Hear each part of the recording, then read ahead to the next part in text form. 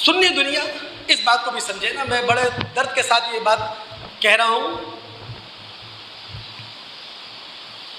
تمام سنی مسلمانوں کو معلوم ہونا چاہیے قرآنی نص کے مطابق اہل بیت ازواج مطہرات ہے بس، قرآنی نص کے مطابق۔ جب تک سنی دنیا کو یہ معلوم نہیں ہوگا اللہ کی قسم بھٹکتی رہے گی، روایات کا سہارا لے کر آپ کو الجھایا جائے گا۔ اس لیے توجہ سے میری بات سنیے گا، قرآنی نص کے مطابق اہل بیت صرف ازواج مطہرات ہیں۔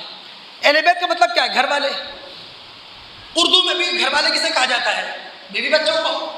ایسا ہی ہوتا ہے نا، جب میں کہوں گا اہل بیت تو میرے بیوی میرے بچے، میں اپنی بہنوں کو شمار نہیں کر رہا ہوتا مذہب کے ساتھ۔ اگر میں میری بیٹیوں کی شادی ہو گئی ان کو شمار نہیں کر رہا ہوتا، میں اہل بیت کا لفظ گھر والوں کے لیے استعمال کرتا ہوں۔ اردو میں بھی قرآن میں 3 مقامات پر اہل بیت کا لفظ آیا ہے اور تینوں جگہ بیویوں کے لیے آیا ہے۔ دوست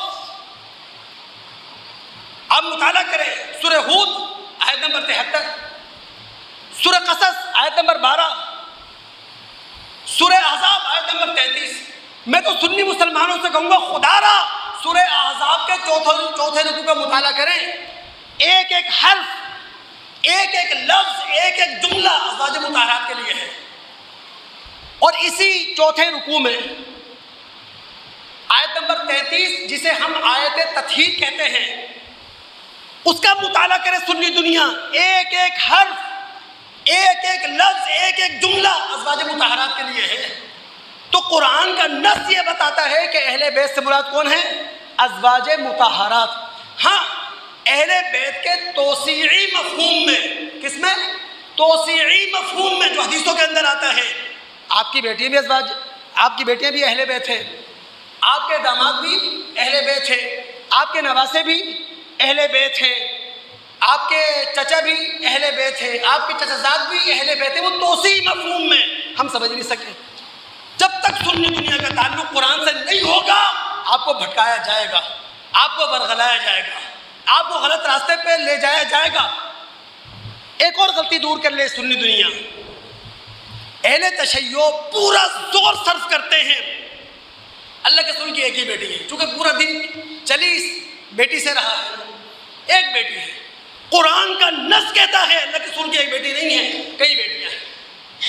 سورہ احزاب آیت نمبر 59، وہاں اللہ رب العالمین نے آپ کی بیویوں کے لیے بھی جمع کا صیغہ استعمال کیا اور آپ کی بیٹیوں کے لیے بھی جمع کا صیغہ استعمال کیا۔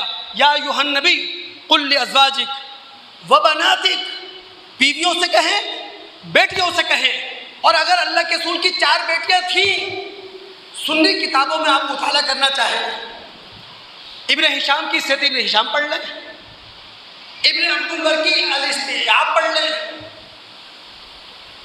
آپ ابن سعد کی طبقات کا مطالعہ کر لیں، ابن جریر کی تاریخ طبری کا مطالعہ کر لیں کہ اللہ کے رسول کی 4 بیٹیاں تھیں، زینب، رقیہ، ام کلثوم، فاطمہ رضی اللہ عنہن۔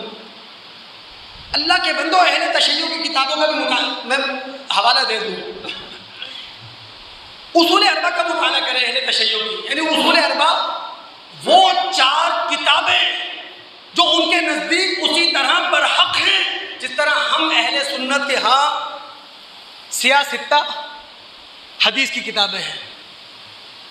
اصول کافی، الاستبصار، من لا یعذر الفقیہ، تہذیب الاحکام، ان 4 کتابوں میں خدیجہ رضی اللہ تعالی عنہا سے نبی علیہ السلام کی 4 بیٹیاں ثابت ہیں۔